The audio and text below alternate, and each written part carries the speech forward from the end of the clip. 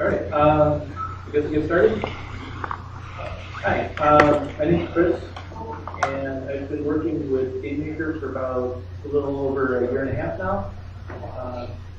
Here to talk about GameMaker today, and this is kind of here to be an entry-level talk for what is often considered an entry-level programming environment. But I like GameMaker a lot because it is easy to use and easy to learn. And you can do pretty advanced stuff with it, although it's not quite as robust as some of the other programming environments. Just to talk about myself a little bit.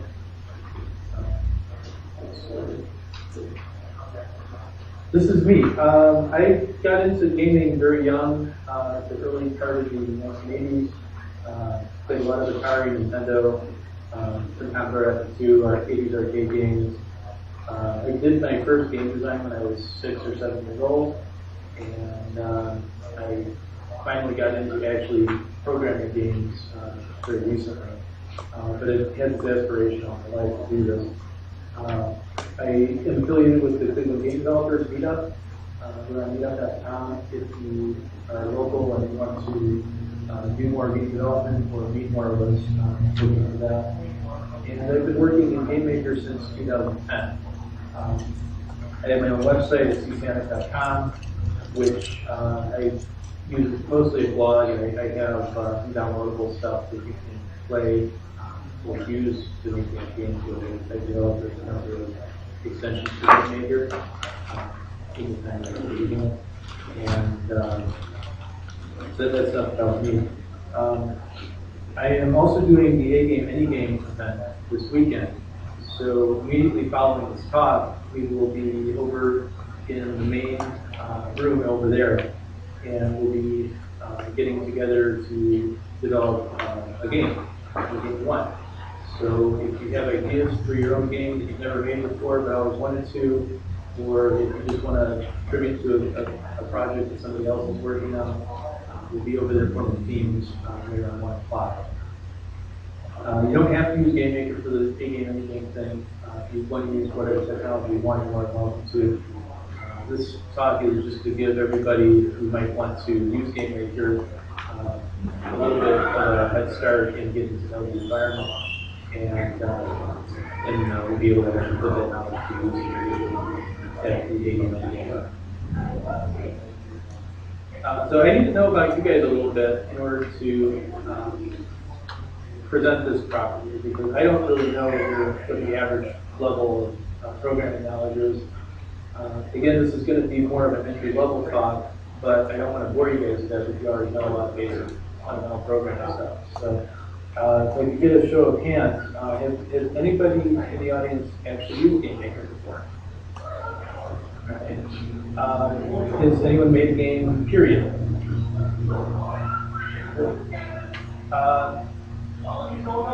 Anybody else has programmed a computer before? All right, good. And I assume everybody will raise their hand when I ask you to say the game. All right. GameMaker is currently going through a major rewrite right now. The most recent release was 8.1 up until about a week ago, when GameMaker HTML5 came out of beta. They are rewriting the underlying framework. It was originally written in Delphi C, and that code base is kind of old. In order to better run on mobile platform and so forth, the original C++. GameMaker has its own language called GML, or GameMaker language, which has a C-like syntax, but it's a very, very simplified language. It doesn't have a whole lot of technical stuff. And it's got 2 data types. It has strings and real numbers. That's how simplified it is. And in the very near future, GameMaker Studio will be released, currently in beta, and it will enable you to target Win32, OS 10, iOS, Android, HTML5, and Symbian platforms. And it's geared toward more professional developers, price support. But the 8.1 version that we've been using is taking many games For those who want it, I have coupon codes for free license to unlock the professional version. It by default has a free light version, which includes some of the advanced features. So we'll get you unlocked and you can use the full-blown A1 at the A1 meeting today for this weekend. So I want to kind of give a brief overview about what a game program looks like.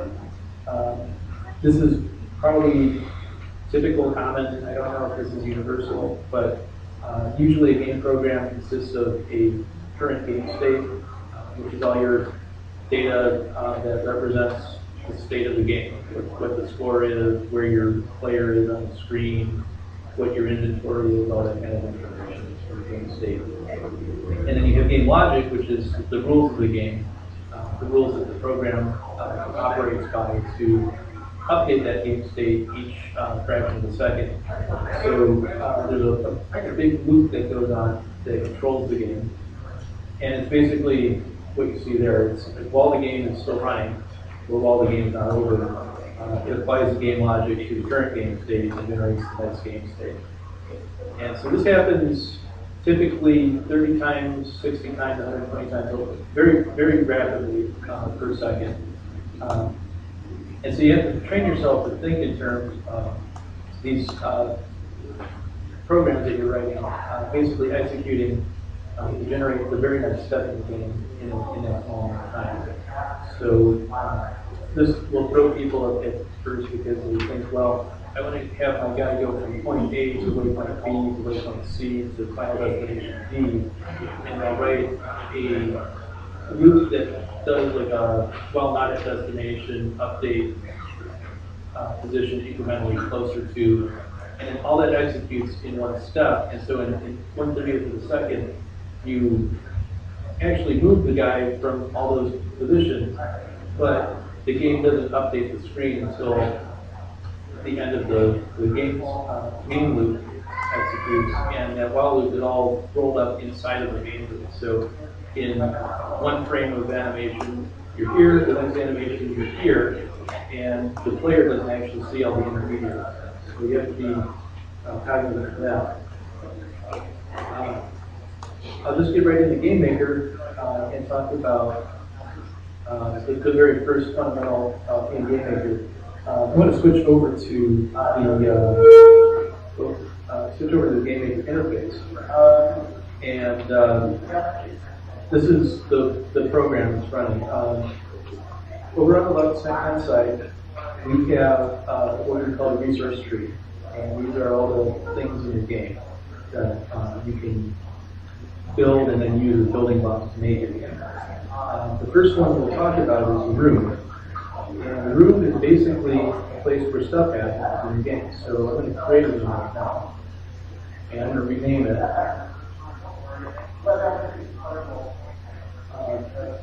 And this is just an empty space. So now that we have a game room created, if I run this, this is the simplest game that could possibly exist in Game Maker.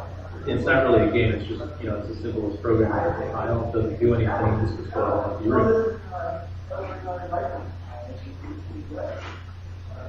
So in the room editor window, we have settings. You can control the height and width of the room. And I'm going to change these.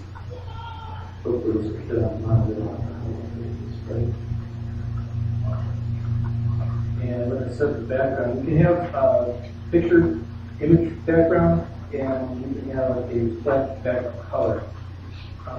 We're actually going to build Space Invaders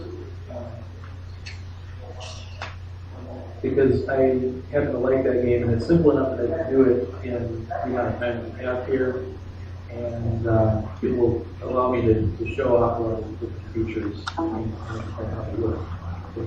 So this will be our room for the game is running, and it has a black background. And basically, all there is to it for right now. I wanted to show you one other thing. Under settings here,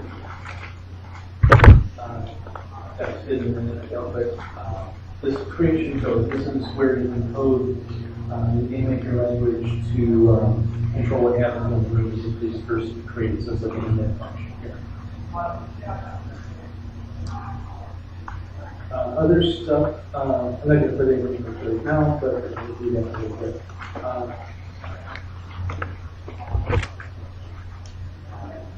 So other stuff in the resource tree that we have to build here, we have objects, and we have sounds and sprites.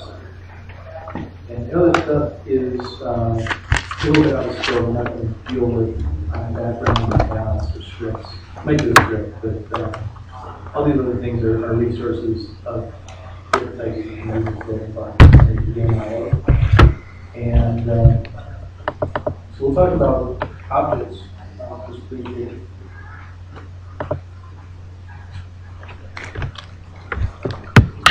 This is our first object will be the thing that we make for player output.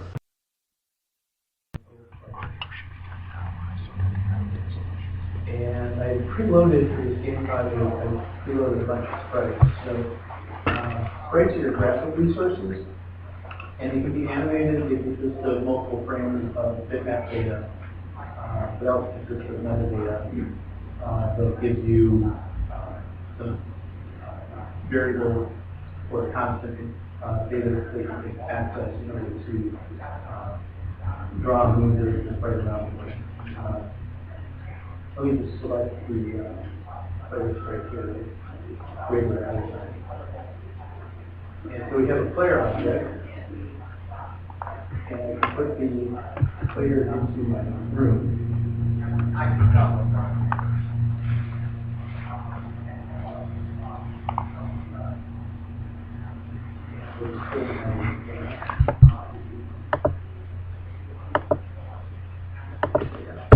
And if we run this, now we have a stub of a player object in the room, and you can't control it the way the program is. How do we do that? We'll go into the player editor. Game Maker is event-driven, so we have all these objects that you define for player, your power-up pickup, missiles, enemies, data, terrain, all these different objects that you have. And each object has different types of events that are associated with that object. And so when an event happens in the game, the object that has a listener for that event will respond by taking action. And so over on the right-hand side of the window here, you have the actions that correspond to whatever event that's here. And we also have over on the far right, we have a couple of tabs that have visual representation of that. These are our drag and drop, so you just grab one and drag it in here. And so this is very simple for sort of brand new programming, and we've never done it before. And maybe younger people, they use Game Maker in school a lot for elementary and middle school. So kids who aren't really going to be able to handle syntax yet, use drag and drop, and it's taking the game preview. And it's also good for rapid prototyping if you're just want to whip out something as a proof of concept and see, this is a fun way to play a game. You can do that too. That's what I would do. So I'm going to add an event here, and click on the Add Event button. And we need to add the event.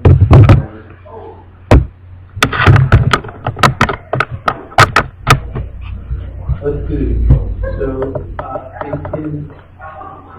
in the event add window here, we have a bunch of different types of events that we can have. I'll just go over these briefly. So we have create and destroy. These are what happens when the object is first created and then if the object is destroyed. We have alarms. These are basically timers that you can set up and trigger to go off at a certain time. And the event for the alarm that happens. You can have a step event, which is every step in that main loop. that prevent fires and whatever action we have there are formed. Collisions are really important in games because you detect when you're hitting things or when you encounter an obstacle. So you have collisions with other types of objects. And you can couple different ones. Keyboard, which this type of key is down, press down. With key press, which this is the event for it triggers just in the first frame of for the first step in the game when the key is actually pressed down. And after that, the key is held down, the key press event doesn't fire each step. But if the keyboard is it's fired every step that the key is held down. And then key release, when you release the key, this event is fired. We also have some out stuff. Basically, it's not going to do anything else, right? Have mouse events to protect it, right? That's not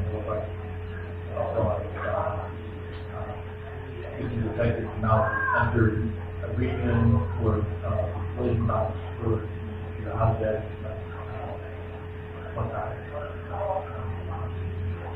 Let's do a keyboard event for any. You do the left arrow. And you have a number of different options for how we can handle the flash. The way I'm going to do it is we'll use the variables for the object. We didn't program in the end, but mainly there's a lot of built-in variables that you don't have to program. It makes it easier because it's all the stuff built in. And the position of the operation is defined by the variable that I which are corresponding to that plus coordinates on the group. So I'm going to say when you press the left, you're going to make variable x is used by variable k. That'll be equal to the left. And likewise, we'll have the keyboard right button. You're not. That's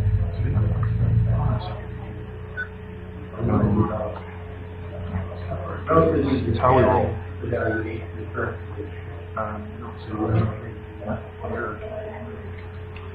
if you did do the absolute 8 portion. Now, if you build this, and control, that's up. Now, if we go up the end of the screen, who's gone? So that's kind of a problem because you can get lost if you're not paying attention to go up the screen and disappear. So we're going to fix that. We can do that in a couple of different ways. One of the usual variables would be the selection statement. Up here we get under different conditions.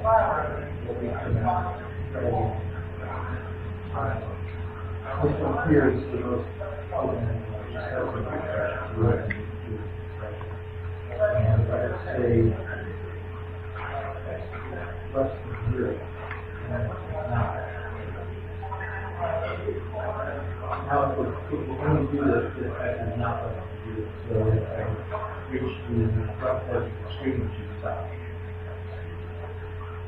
And it does, but you're noticing you kind of go off the edge almost halfway. And the reason for that is the x, y coordinates for this particular sprite is in the center. Right. That doesn't quite work. We can modify that. The x minus right here, 2.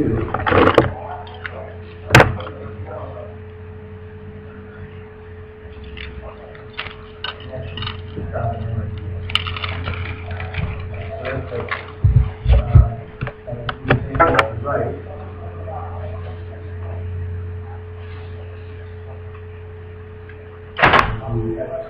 Plus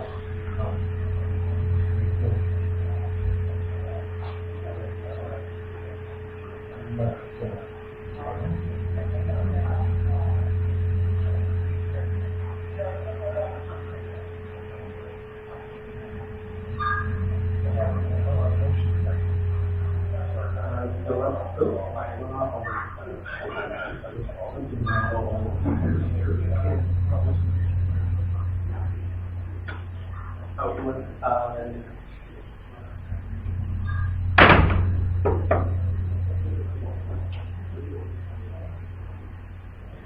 So you notice that when and that doesn't want to do the The right width of your stairs.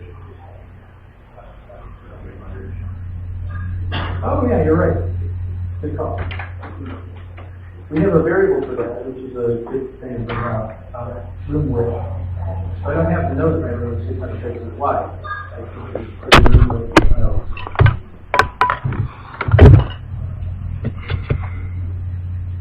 Yeah, there we go. So now we have a moving player, and we want to be able to shoot stuff. You have to shoot this as basically. So I'm going to create an object for that. And this one, for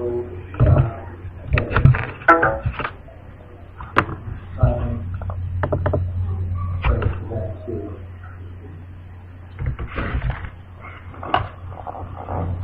And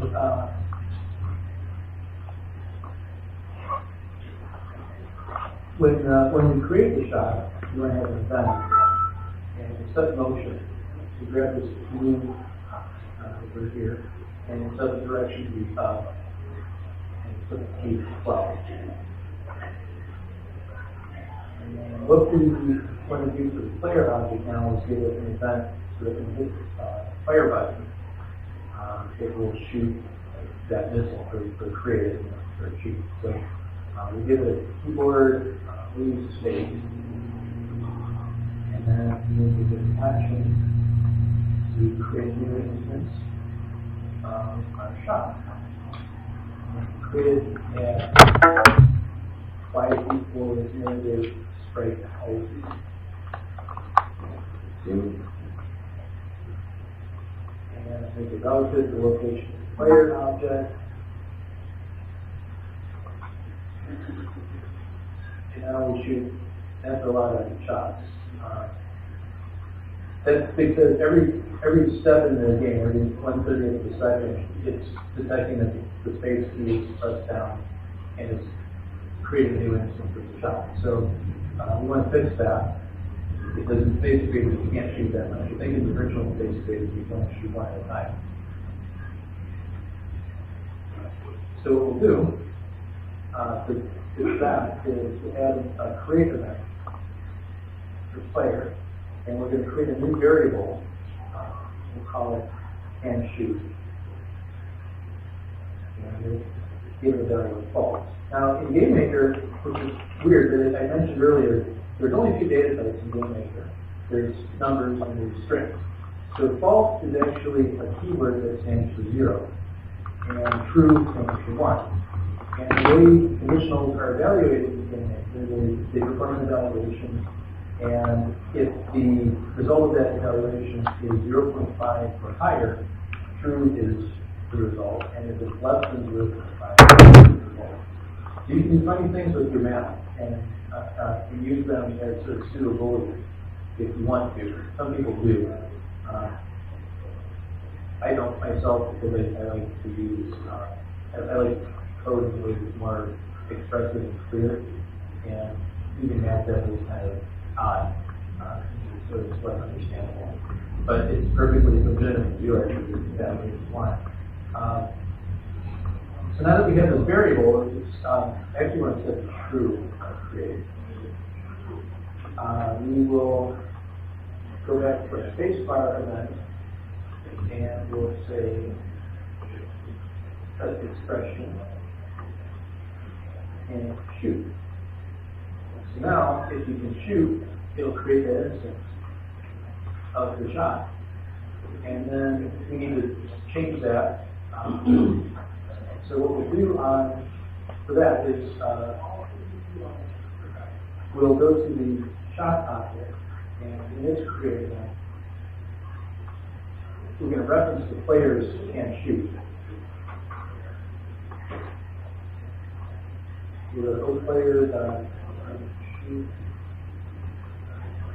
That is an accessor operation, so it allows you to combine the object and it's variable. Change this to false. So now, if we just ran this right now, I'd be able to shoot one time, and it would change can shoot to false, and then we would never be able to shoot again because nothing we set back to true. So what we want to do with the shot is after it goes out the screen, we don't care about it anymore, and we want to destroy it. So we have an event for that under other events. We have outside room event, and then we use the destroy object.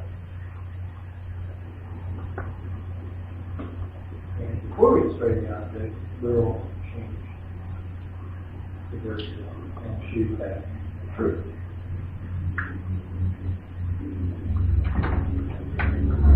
Okay, so now if we did this in reverse order, the instance would destroy, and by virtue of it being destroyed, you're performing that task. The order of operation here is important.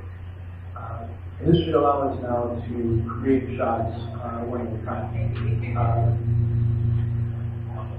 Actually, let's not do that. Let's create a destroy event, because you have to destroy the shot when it intersects with the enemy, which we have created those exactly. When we do it this way, it should be better. We use a destroy event, and it looks like can shoot to false here. That way, whether the shot goes off the screen or hits the enemy, when it gets destroyed, this can shoot variable will be changed back to true.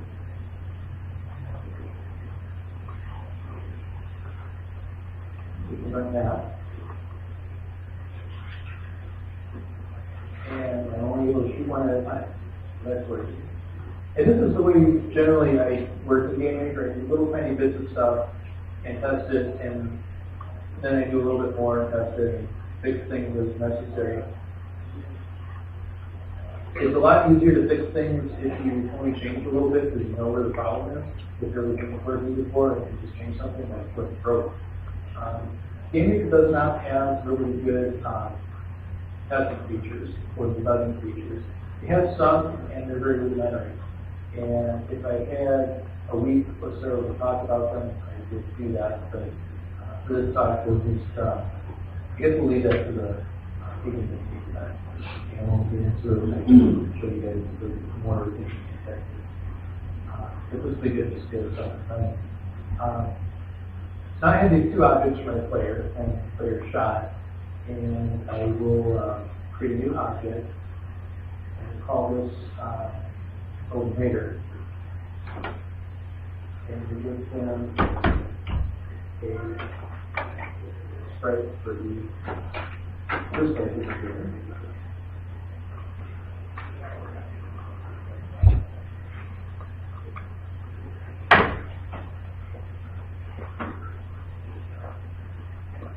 So the invader, when we create it, he's going to start moving to the right. So we'll set motion to this here. We go down the direction to the right. Do 2 pixels per step.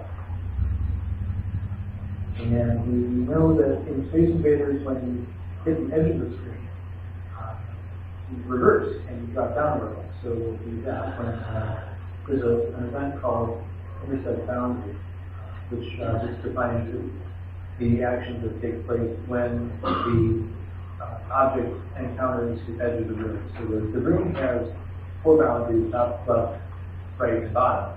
And when you intersect the boundary of the room, this event will fire. What we'll do for this is we'll use another variable. The built-in giving us a variable. This is called direction. We'll add 180 to direction. And so directions in Game Maker are based off of 360-degree circle. 0 degrees is to the right, and 180 would be to the left. And by adding it relatively, each time it counters the left or right edge, it's going to add 180 degrees to the current direction. So when it hits the left edge of the room, it'll add 180, 180, and it'll wrap around at 0 degrees and break up right. And we want to also drop it a row. So we'll say y equals to sprite height, which is relative, and that'll drop it down in addition to reversing the direction. Now we have to add the invader sort of gain. Put it in here. Just start to show. And scroll down. So you move it over to the right. When you get to the edge, you should drop down and go over to the bottom. It does. Here, nothing happens because we programmed that yet. So let's go back to those shot player and get the time for collision invader. And what we want to do here, when we slide with the invader, we want to go first of all, we want to destroy that player. So let's go here, destroy other. And we want to give it a shot too. So, and that would take care of destroying the invader, but it also gets points when you shoot one of these guys. So you can get the invader points. You select the invader object and set up creative deploy on and that. So in addition to moving, we're going to assign a point value, which is point equal to. And point is a variable that I make up. It's not a built-in variable. Go back to the shot player.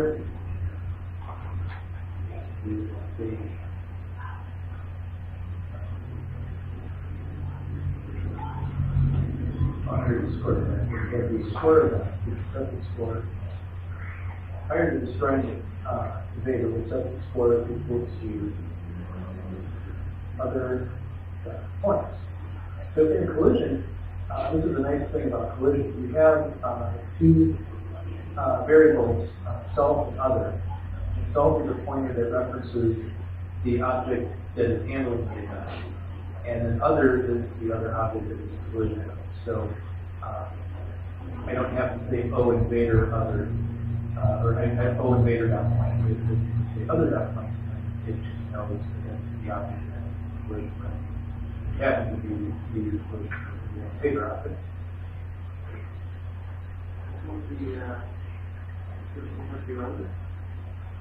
Yeah, actually, we'll do that. We build this now. She just disappears, so, and then you notice up in the top, in the title bar of the window, it gives you a score. And so I think we need to have an explosion effect to make that a little bit more interesting. I think these are just professional issues. I can add this. Explosion, and development location might be 0. That's other physically. You don't think it's the other.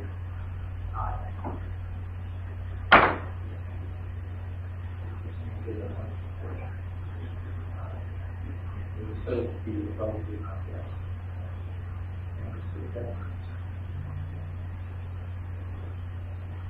Okay, so we have a nice explosion now.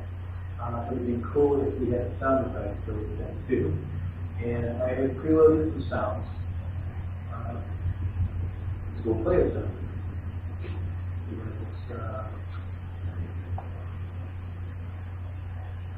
I like to play sounds early in the event because I think that if you have a lot of action happening, it's better to have the sound happen first because there is a slight delay in triggering the action to play the sound and actually hearing it. And it seems to match up with the action on the screen better to play the sound close to the start of the action scene when it's not right then. So we'll have the sound into that here. And we don't want it to loop, we just want to play the sound once. So now if we play this Most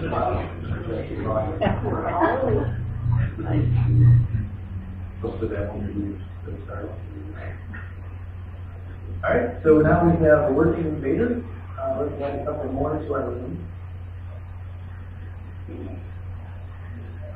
Click in here.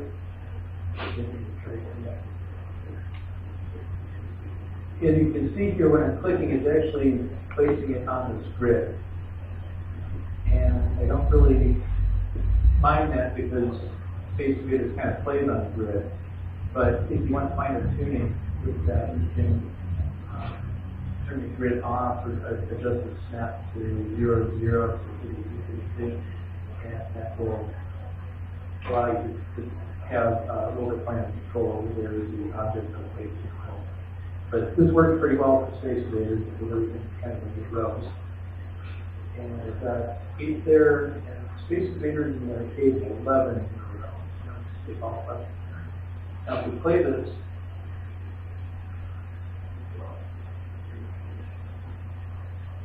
that's not quite what we want.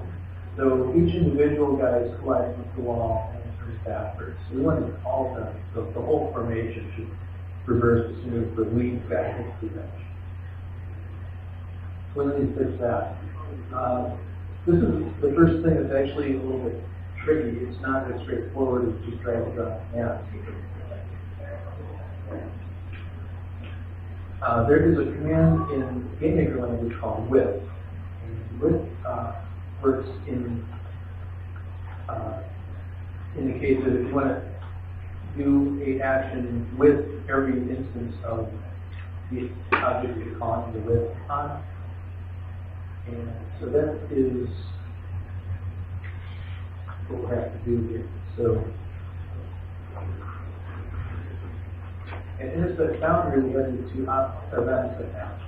And we really want this to happen with all of the code invaders. So we add this execute code action, and this will allow us to actually code the element.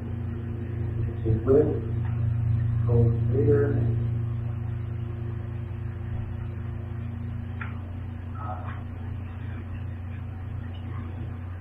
direction plus equals 80, y plus equals straight height.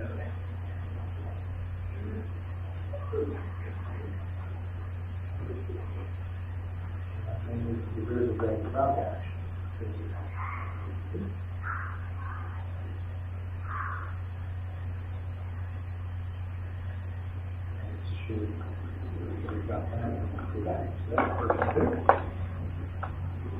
So let's add another second row.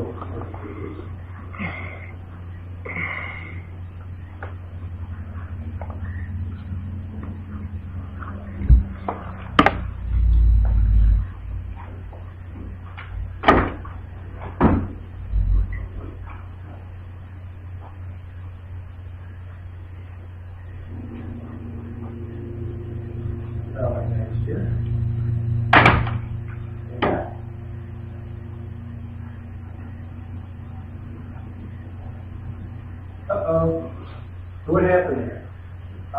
Everything was fine until we had the second row. So what's actually happening here is when both of these guys hit the right edge of the wall at the same time, they both have the flip block that happens that reverses direction. And so the direction is now being reversed twice. And so reversing twice, it just continues going to the right, and therefore it's still in intersect boundary condition with the right edge of the room. So it continues triggering that and it's dropping a row each time. So they just go to the right and just drop off. That's not what we want. So how do we fix that? Well, we'll have to go back in here and we're going to need to create what's called triggers. So if you go into resources here, there's define triggers. Add a trigger called name it trigger at edge. And determine condition at edge. Now at edge is just my name of the variable, it's not a building. when we set that, instead of executing this code here, we're going to add the trigger event to the elevator object. Copy this code here, here. And we'll just set the variable that edge is true.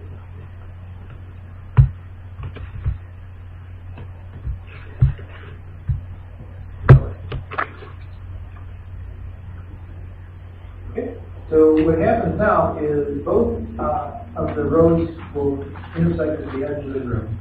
So both set at edge to true, and the at edge trigger will fire and do the reversal one time. We don't know what at edge is. So we didn't reference the variable correctly. We need to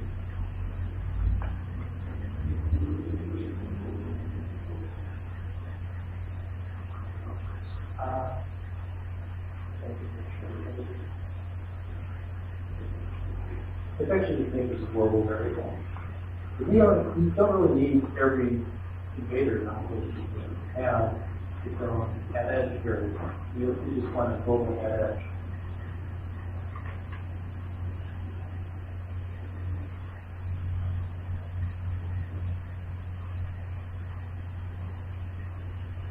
Yeah.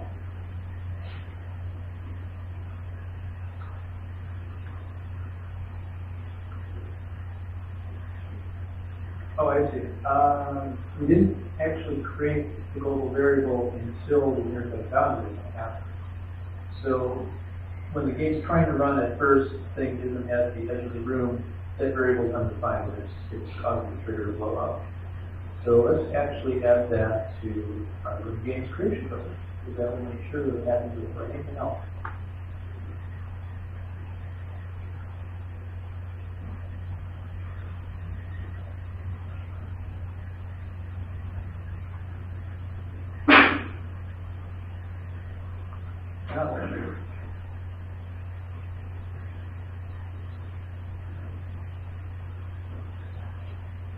I just disappeared.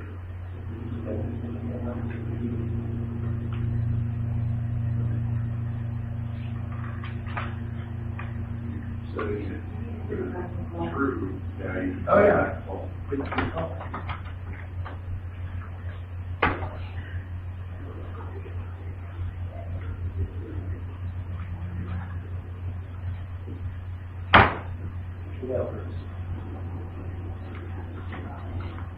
There we go. Good job. So now we have two rows of invaders reversing with up. Everything looks good.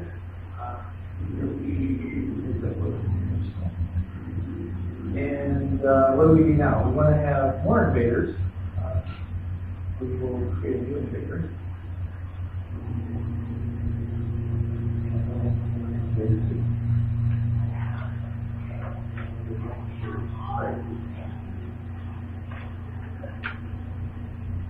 Now, we could just code all the Sanyk stuff we just did over, but that's kind of wasteful. Why go through all that effort, right? So I'm going to make use of the inheritance feature and give the parent invader to the invader object. And that way, all the stuff that we just programmed in the invader will be inherited by the invader 2. And well, one other thing needs to be different. So the point value for invader 2 should be different. Otherwise, the point is a little different. We'll add a create event here. And this is going to override the create event that we set up for invader. So we need to fix that. There is a call event action that calls the parent event. And that way, it just adds on these other actions that we talked about. We'll set point equals 20. So in the parent event for the create, it will set the motion and direction, and then it'll set point equals 10, and then in create 2, it's going to call that, and then it's going to change point to 10 to 20. So we have two different point value invaders. And that was so easy, we can do another one.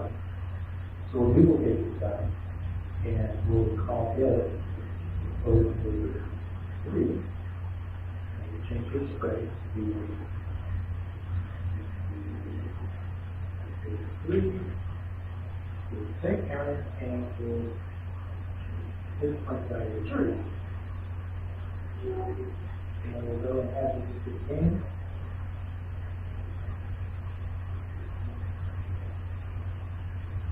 Create one of these guys.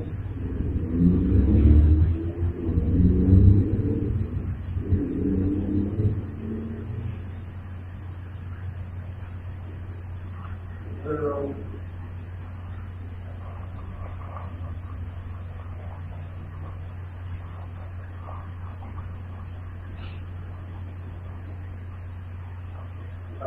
Finish it off with the third one.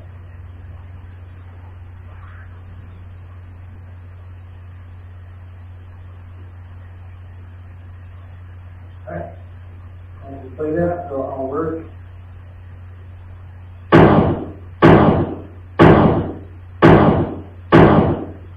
And notice the scores are going up as they should. Closely at the top there, is going up by 23. Okay. So that's all good. What else do we want to do today? Let's create the, well, the enemies need to be dangerous, right? So let's make a shot object for the enemy. Call this O.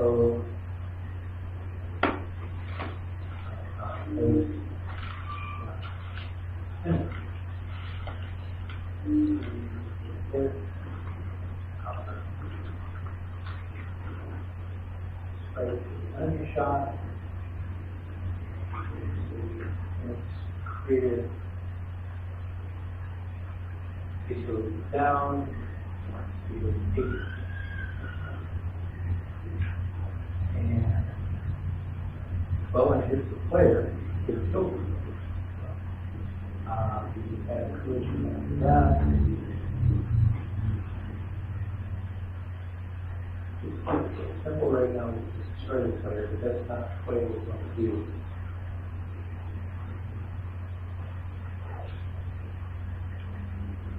And we destroy the player and destroy the shot itself. And we need to wait for the enemies to create a shot. We don't want them. This is somebody else can just do randomly. We don't want them to be shooting all the time. Probably a good idea in cases of half the number of shots you can experience to relieve one number. So what we'll do is add a step event.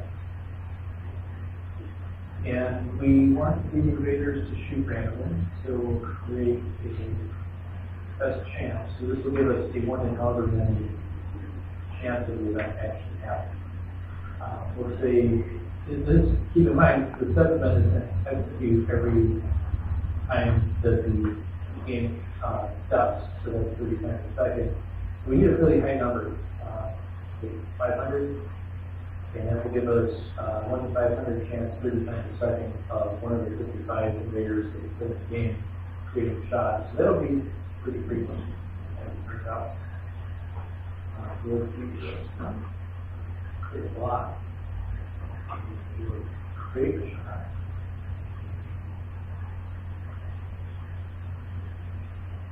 Relative location of the invader right in the middle of it at 0, and Y is doing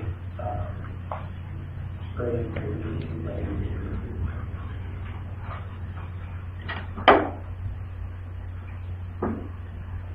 And let's put the cabinet to it. Got another condition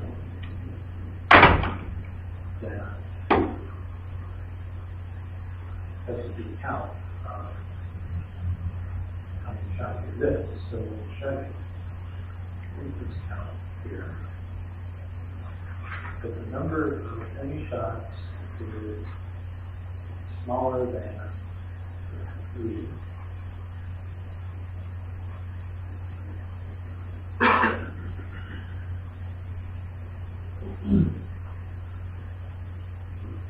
So it has a condition like that.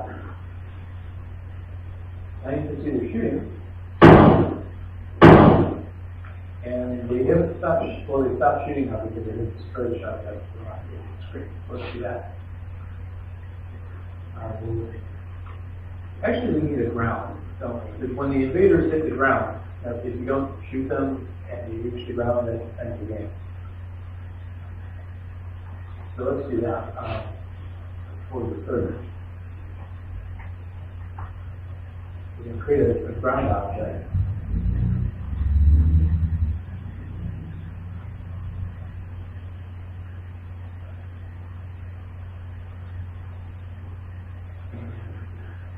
Ground line. Shot.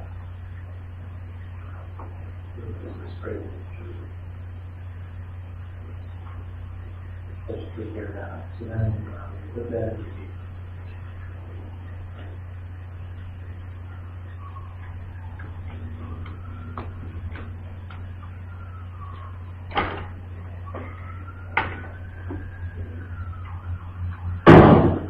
So now we have shots of destroy one to the ground and fire. That's pretty good. Now, one of the things with Space Invaders, when you start the game, the enemies are moving pretty slowly, and these guys are moving a little bit faster than that. But more to the point, when you destroy enemies, the rest of them speed up more. So we should program that in. Go back to Invader here. Do a little trick. Set the speed here equal to, what's the speed we want with the last one? Say 25 pixels per second. And if there was only one in the game, that would be, but we want the rest of them is, when there's more of them, run from them is slower. We'll divide that by this number. This is a game maker function. And we'll just do instance number on Invader. So if you had 0, that would be a problem if you were still calculating. We find it here. Since this would not be calculated if there wasn't Invader improvements, we don't have to worry about checking by the 0. So we're good. Now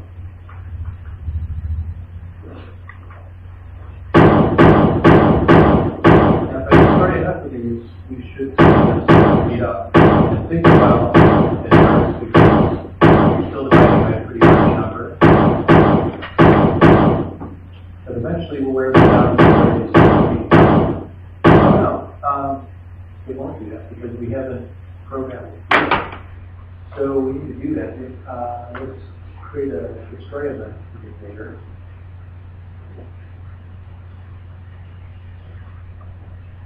And we have all these invaders.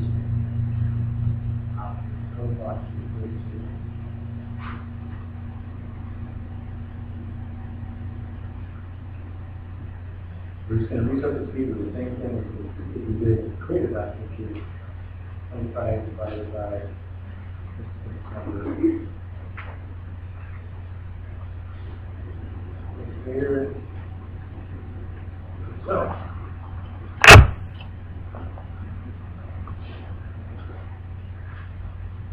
In this case, we do need to check to see if the Invader is still up. So let's do that.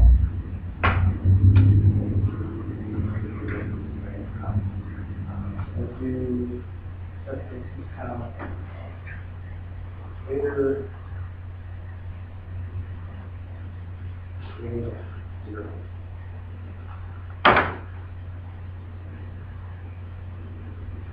Now they should speed up.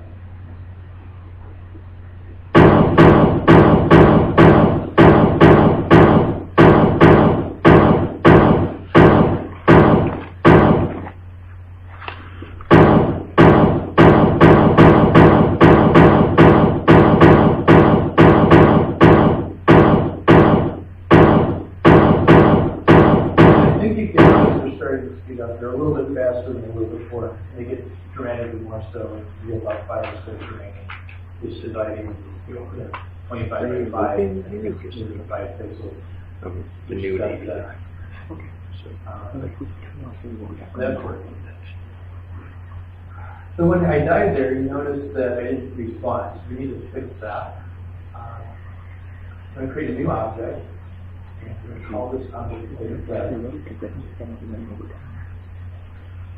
And so when the object player causes the shot enemy, this frame is just going to change it.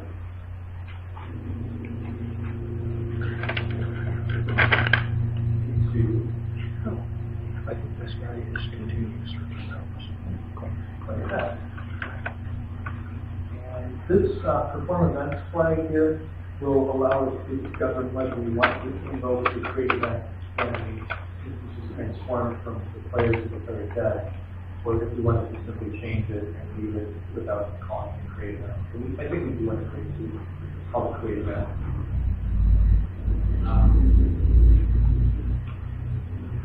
In the create event, we're going to set a timer.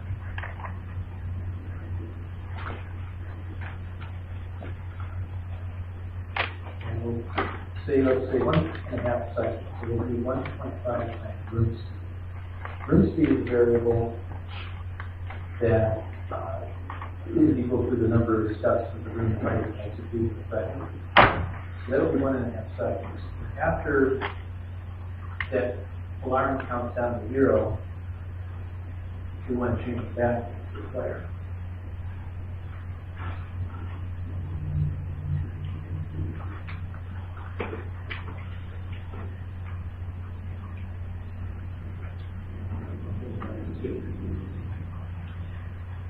And what else do we want to do? Well, we want to decrement lives by 1. We haven't talked about lives yet, but there's a built-in game maker variable called lives. Because equal to the point. But we also want to have that variable have a value to begin with, because you can't add to the one for undefined value. So go back to your game, and we'll add that to the creation code.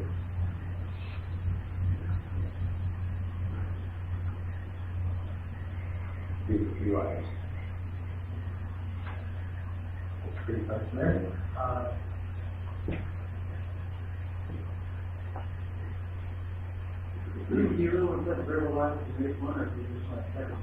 I decremented it. I hit the relative of I. Unless I missed it. Okay, so I just set the sprite for the dead player, but it just disappeared there for a second and a half, and that's what's going on. So let me fix that. We need to fix the sprite here.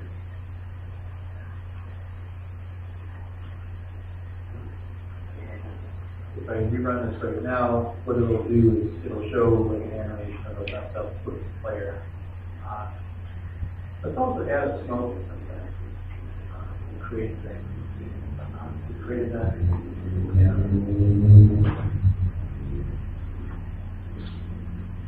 Instead of an explosion of smoke.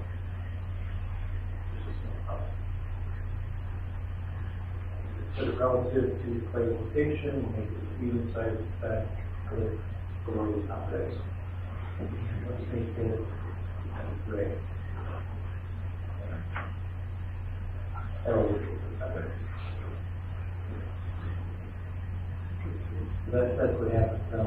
And we're not checking to see if the number of lives is equal to 0 yet. So if you die, you just keep dying, and the lives counter keeps going down, but nothing actually happens. 0. So we should add a check for that. The code tab we have is check condition report. The life is greater than 0.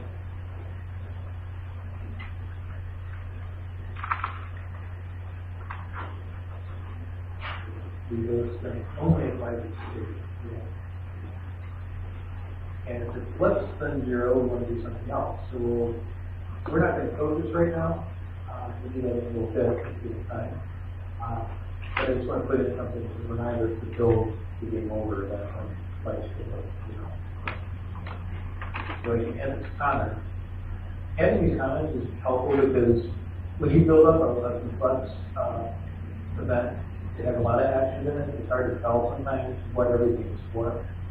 So having these comment things, nothing actually executes here, but it is a way you can use to read it and remind you what you were trying to do there. When you go back to it later after you forgot, then add something that can remind you.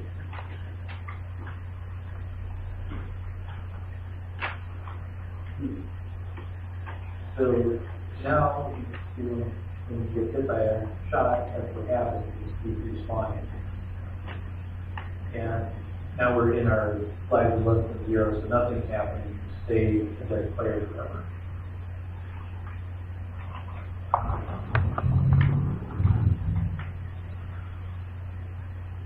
So let's actually draw a line to that would be handy. We want to have an object that handles those stuff for us. Rather than putting an object that we already created. So let's create an controller. And this is going to be an invisible controller, but I do want to give it a sprite. I'm going to put it in the beginning. I want it to be visible in the room editor, but not in the game. I'm going to find the sprite, turn it invisible, go to the beginning,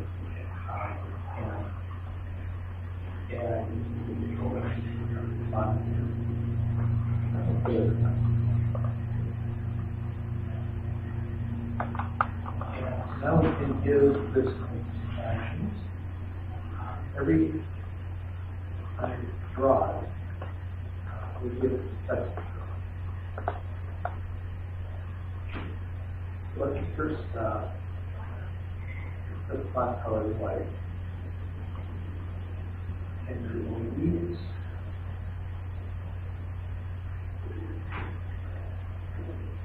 text here on the full draw size. Oh, we're setting the font. I don't have the font option here. So we'll just use no font and put the default in the area. If I wanted to, I can create a new font resource, make it whatever font I wanted, add it to the game, and I've got set. This is up to draw left line. And then we get a text here. And we'll put it at 10 line font. We don't want it to be relative, we want it to be literally at that time.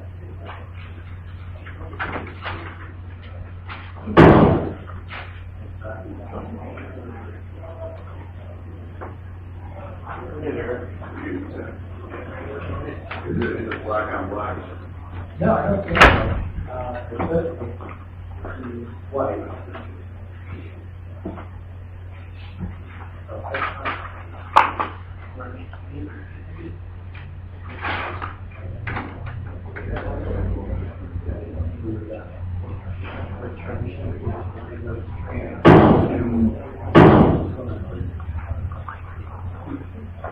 Wrong side.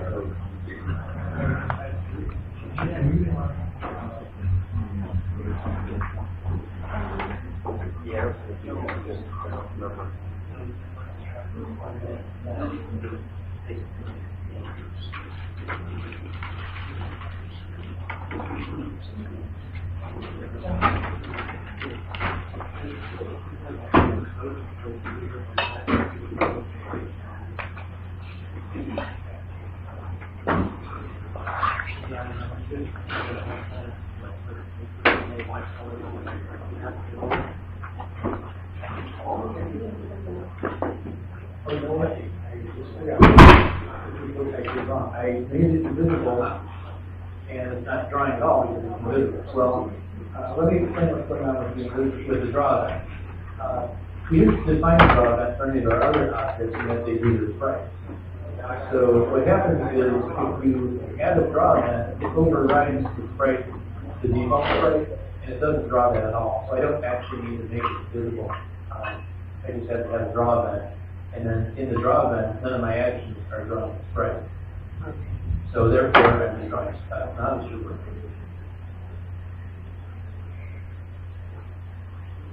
Okay, got it. Sorry. Yeah. So score is a number, obviously, and we want to make it a string. So we have this string function that does that.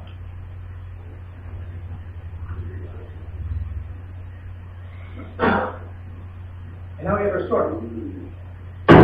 And it's up at the top of the window too. And there's GML that I could write that suppress, so we only have the one score that at the bottom of that. Let's continue and add a line of code to draw the lines at the bottom. So we'll do draw.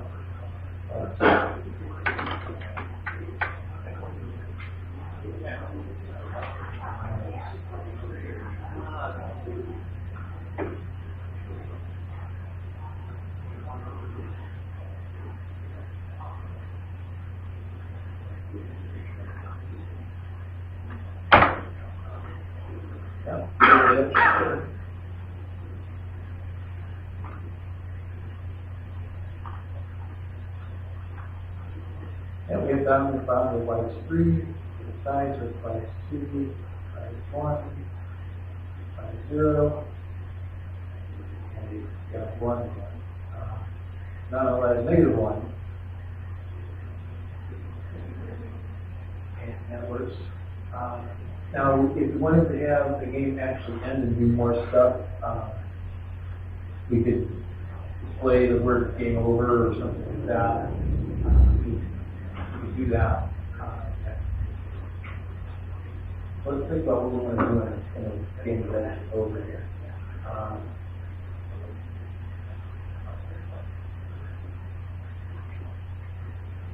Okay, go ahead. Oh, there's no player shot or shot. Yeah. So, no. Player, right? Yeah. Okay. So we have this code here.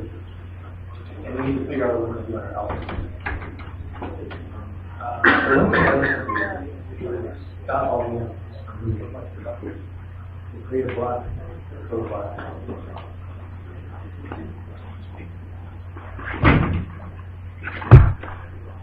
Stay with it. So later, the 0, that will stop in all the places.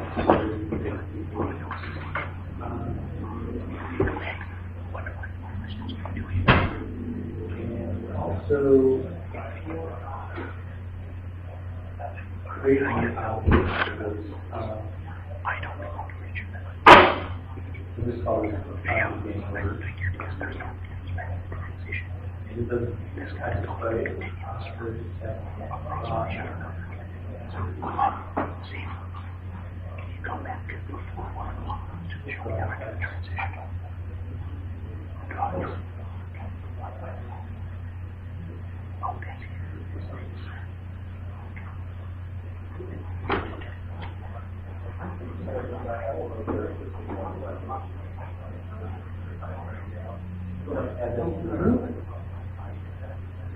No, you don't want to have it. You want to create it when the game's over. So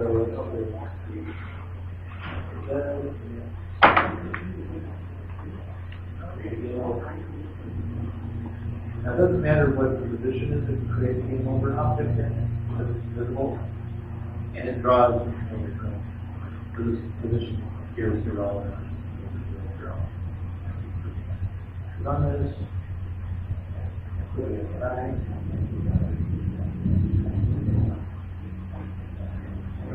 So now we have negative 1. They all stop moving. The game opens up the screen. That's so hard to read. The other hand is dead. We want to have somebody reset. So let's create a reset object. Actually, we can handle that to create the game over. So it depends on how closely you want to follow the single responsibility principle. It's a good idea if you want to keep your stuff logically separate to only put stuff in there that actually has to do with the thing that it's there for. So for game over, arguably we could say that we want to have separate objects to handle the game reset function, but it's fine. We'll just, when you hit the letter R, let's make sure to press R, the letter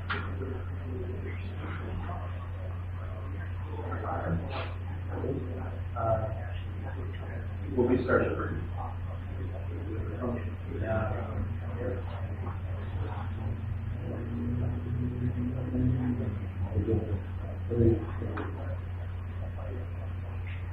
Get out.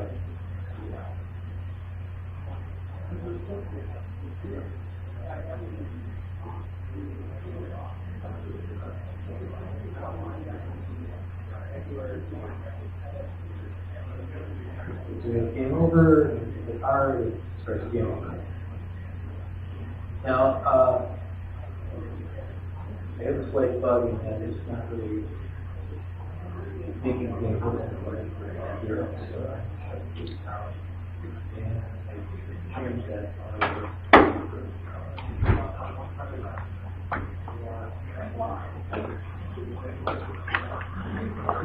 That's pretty much basically it. I can do more with it. We didn't handle the function when you made it actually. Yeah. Yeah, the collision event.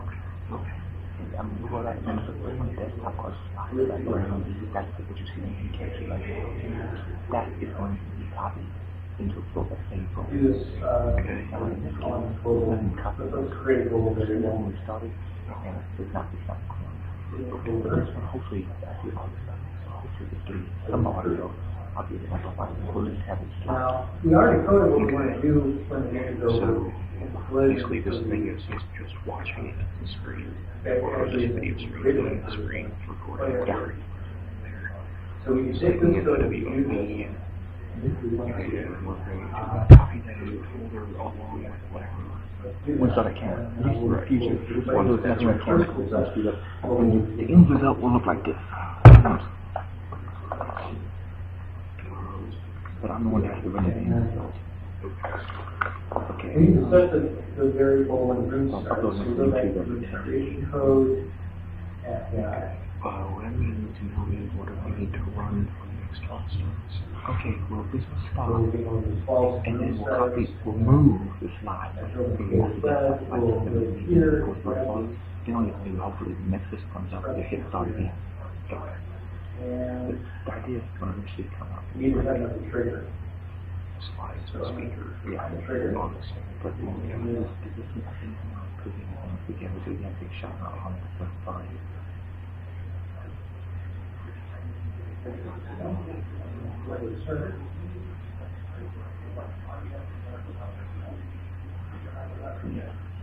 Yeah, right, so the band is kind of bad. And then we got our controller. You can add the event to this trigger. You give it a rough idea. This one. Yeah.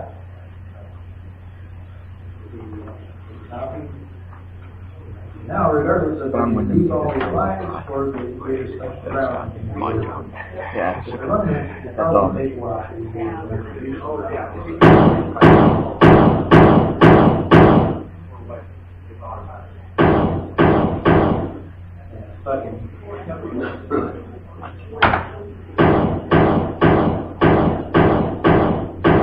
One of the problems you have with testing is you have to play a while in order for the situation to rise your testing for.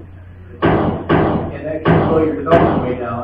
Like if you're testing the game is over, you have to play the whole game in order for the game to be over, and that will slow you way down. So it's nice if you can trigger these things quickly by kind of taking it. So one thing you could do is temporarily add a button that just triggers the game over. Let me just run these guys and see what's around. Add a bunch of bats and that will get around. And we can go. So that works. Now, if I wanted to test that earlier, I can just add another event to my controller out there for the interest right now. Let it go. Set the game over true.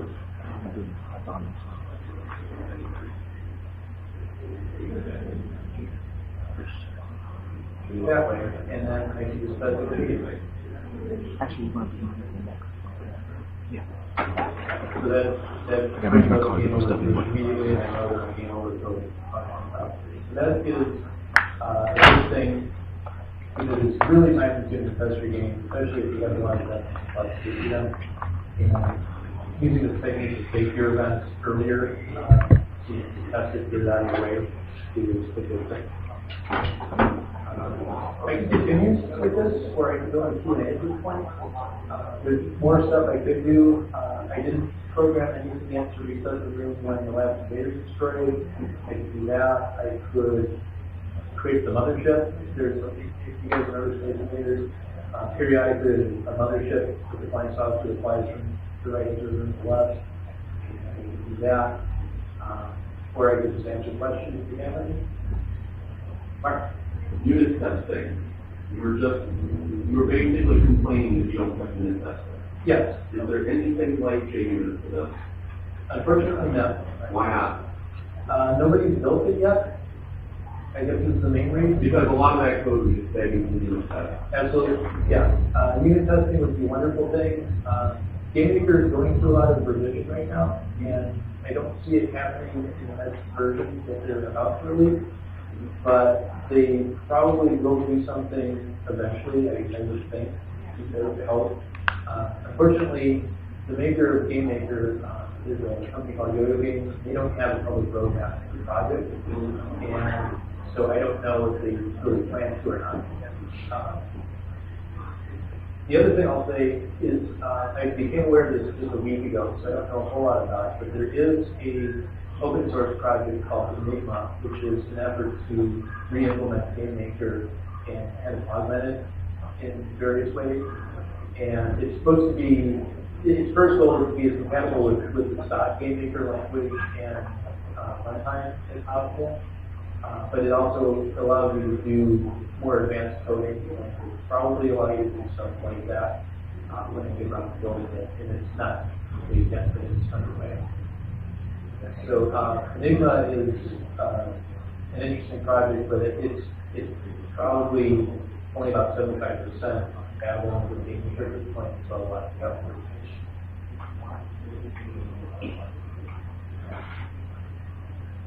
Yeah, but you have these pre-defined variables like when it comes to level and so forth, and on listing or records. Yes, there is. You could repeat the question. Yeah, the question was, I was talking about some of the variables in GameMaker are built in, and some of them I was creating myself, and wanted to know, is there a list of what is out there as far as built-in variables? And I didn't mention it, but I meant to. Help menu is excellent in GameMaker. You can go into this and search stuff, and there's all kinds of information here. So this is the first place to go for that. Search and also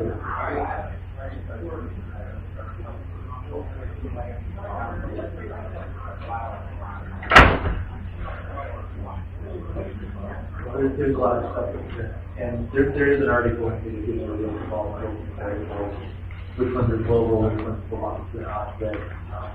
There's variables for your price, for your objects, for your room, and you can use all of those very handy.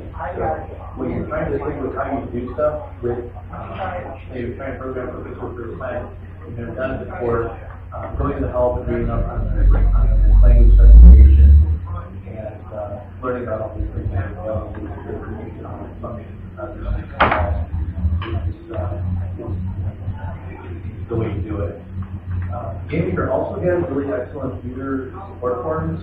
They have a good community of GameMaker developers, and they answer questions. So there's a function on Video Games, sorry, a forum on Video Games website where you can go and ask questions, and there's a chat room for, not a chat room, but a web forum for beginners and intermediate users, and there's one for advanced users. So if you have more advanced questions, you can ask there. I realize there's a lot. In a year and a half, I think all of it, got a lot of questions.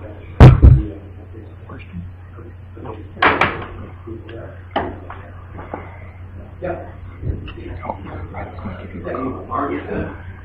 Aren't application-specific programming languages kind of language thing? And why did they just get that they're implementing? I don't think they're implementing We Ruby. might have that Ruby, that language is Ruby. It's an interesting thought. I haven't really considered comparing GameMaker language to Ruby. Why did you learn another language before getting out? GameMaker was developed initially in 1999, so it is a nice. Is the flip answer. But at the time that it was initially developed, there really wasn't anything, we had a stripped down, simplified language that you could do stuff with and teach young children, which is what the original intent was. So, again, there's a lot of weird quirks in GameMaker language. It has, if you can call function, you can create your own functions, so they're called scripts. And the script has a built-in sequence of arguments that you can pass into it. But rather than let you declare what type of data goes into them and name them, it just gives you a generic list of 16. It's argument 0 to argument 15. And then you can rename those once you're in the script to whatever variable you want. But it's a little bit funny that way. And there's a lot of weird stuff about the GameMaker language. It's not a pretty language, it's not the most elegant language, but it is very simple. And so you have a lot less complexity than you would if you were trying to teach somebody programming for the first time with a language like C#, which has all kinds of underlying concepts that you have to train somebody in terms of object-oriented. There's nothing like a private variable in GameMaker. Yeah, no, it's weird. But it's a compromise, because if you had to protect your data in objects and have access to setter together square, it would be too complicated for a young child to learn, is the thought. And you kind of learn the value of having them by not having them. This is the way I look at it. So I actually learned a lot of good practices in programming by making a lot of mistakes in my early GameMaker endeavors. And so I would make a big mess out of things, and I'd be like, why can't I figure out what this variable is when this happens? Because I'm trying to trace the code in my head, because it doesn't have to go from the other to trace it. And I like, well, it's too complicated, I come up with a better solution. So I kind of was led by the feature's absence to recognize the importance of encapsulation, abstraction, narrative. So it has a narrative program, but you learn when to use it very instinctively. First get started with GameMaker. So the language stuff for that feature. Yeah. Yes. I was wondering, is or can the output of GameMaker be storm compliant? I'm sorry, say that again? Is or can the output of GameMaker be storm compliant? I'm not familiar with what Swarm is. So the question was, can the output of GameMaker be made Swarm? Can you explain what that is? It's an integrated protocol to interface with other applications. I have no idea. I don't know. I don't know that GameMaker has output proper, for one. It does have networking functions that I didn't talk about, which I suppose you could set up a second thing to listen to the network output, and if Swarm works in that way, maybe it could. But unfortunately, I'm not familiar with the concept of network. Okay, so I will leave you guys with a video, because what I did is very simple, and I want you to have the impression that GameMaker is actually capable of doing cool things. So, I have a video. Various people have made lots and lots of games, and this will show you 100 GameMaker games in 10 minutes. And these are really neat, graphically.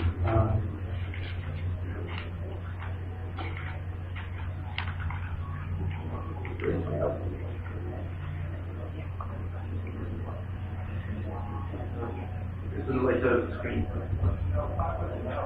In the upper right corner.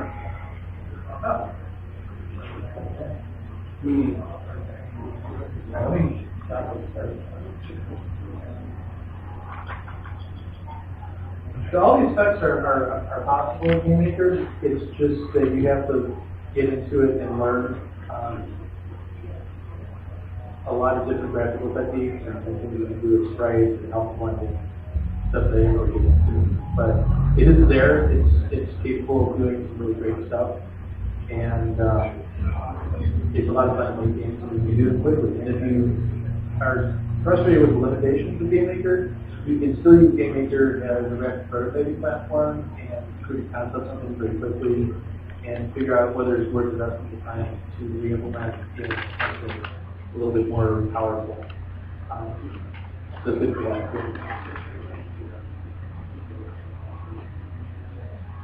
Alright, well, I will be in the main room for A Game Any Game at 1 o'clock. I'm going to leave this up and running. I'll answer any other questions you guys want to come up with talk, or if you want to continue doing Q&A for the remainder of the time here.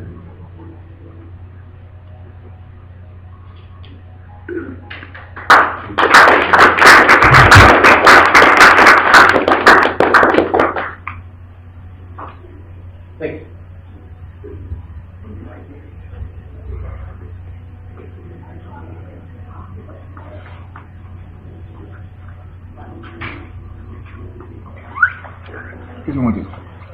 Since we're pretty much done now, I don't know what the audio system came out on this.